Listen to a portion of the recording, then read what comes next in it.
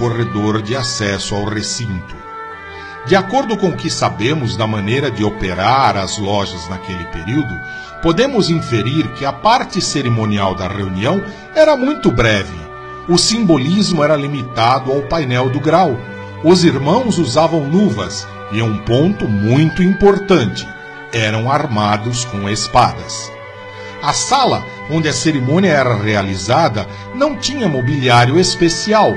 Os símbolos de nossas ferramentas e outros instrumentos de loja eram desenhados em um painel ou então desenhados no chão com giz e carvão, para serem apagados após a reunião usando balde e esfregão. A gravura de Hogarth, conhecida, mostra um esfregão que está sendo carregado por um dos irmãos da loja. As reuniões maçônicas eram marcadas pela convivência. Como sabemos, um jantar era muito importante. Na verdade, parte integrante da cerimônia. A música e o canto faziam parte importante da reunião. Basta abrir o primeiro livro das Constituições de Anderson, de 1723, para confirmar esse fato. 16 das suas 90 páginas são dedicadas às músicas do mestre, os vigilantes, companheiros e aprendizes, todos com as correspondentes partituras. Em 1716, 4 lojas e alguns antigos irmãos se encontraram na taberna da Apple Tree, em Covent Garden, em Londres, e concordaram em se reunir novamente no próximo ano para formar uma grande loja. Estes membros eram das estalagens Goose em Gridiron, Crown, Apple Tree e Rummer and Grapes. É sabido que as 4 lojas mencionadas acima realizaram uma reunião na estalagem e taberna Goose em Gridiron, nos pátios da igreja de St. Paul, em Londres, no dia 24 de junho de 1717, no dia da festa de São João Batista.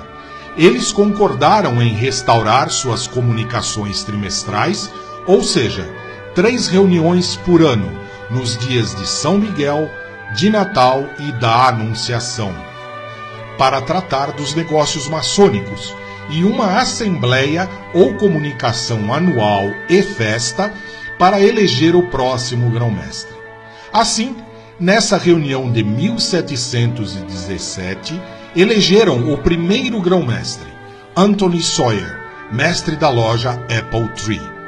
As constituições dos maçons livres, para uso das lojas em Londres e Westminster, foram publicadas em 1723. Foi editado pelo clérigo presbiteriano James Anderson, a ordem de John Theophilus Desaguiliers, e aprovado por um comitê da Grande Loja sob seu controle. O advento da Grande Loja em 1717 foi sem dúvida o reavivamento das comunicações trimestrais e da Assembleia Anual dos Maçons. Embora não tenhamos registros comprovatórios dessas assembleias dos maçons operativos, existem menções de assembleias de maçons em dezembro de 1663, assim como em muitas outras datas anteriores. A primeira grande loja foi formada na época que a vida nos clubes estava em grande popularidade, e é fácil imaginar que muitas das lojas da época fossem um tipo de clube. Parece-nos, portanto, que essas 4 lojas queriam muito mais que serem apenas mais um clube, com a fundação da Grande Loja.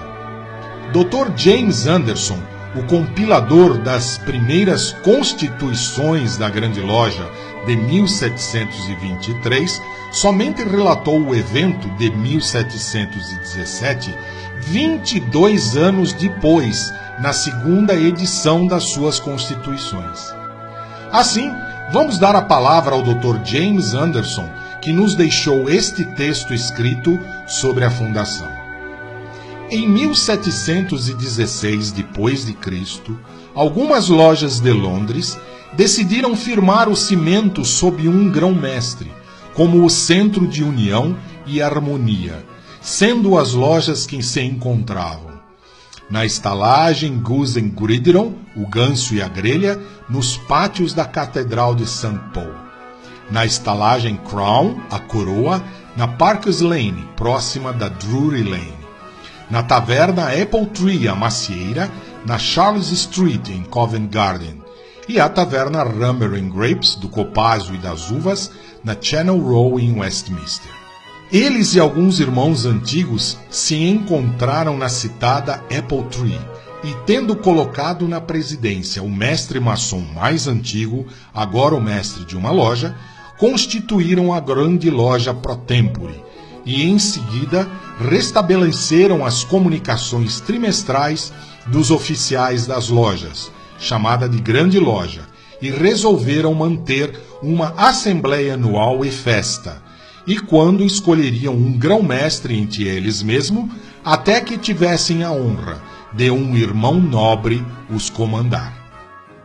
Dessa forma, no dia de São João Batista, no 3º ano do rei Jorge I, em 1717 d.C., a Assembleia e a Festa dos Maçons Livres e Aceitos foi realizada na cervejaria acima citada da Goose and Gridiron, do ganso e da grelha.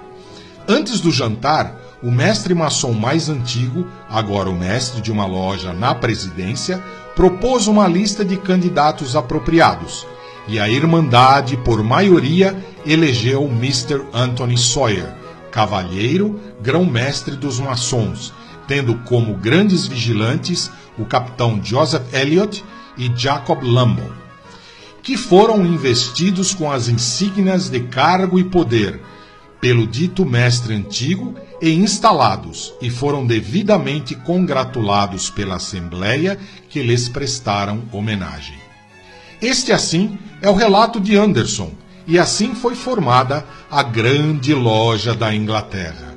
Apesar de sua restrita jurisdição na época da fundação, sua influência e exemplo motivou outros locais a fundarem outras grandes lojas, assim como outras lojas passaram a se juntar à Grande Loja original.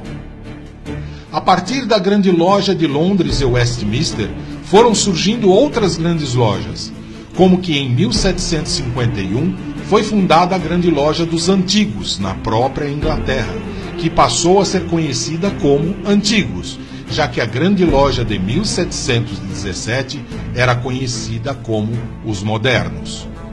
A Grande Loja Unida da Inglaterra nasceu da união destas duas, e os Antigos defendiam que as lojas simbólicas ainda ministrassem os graus de marca e arco real.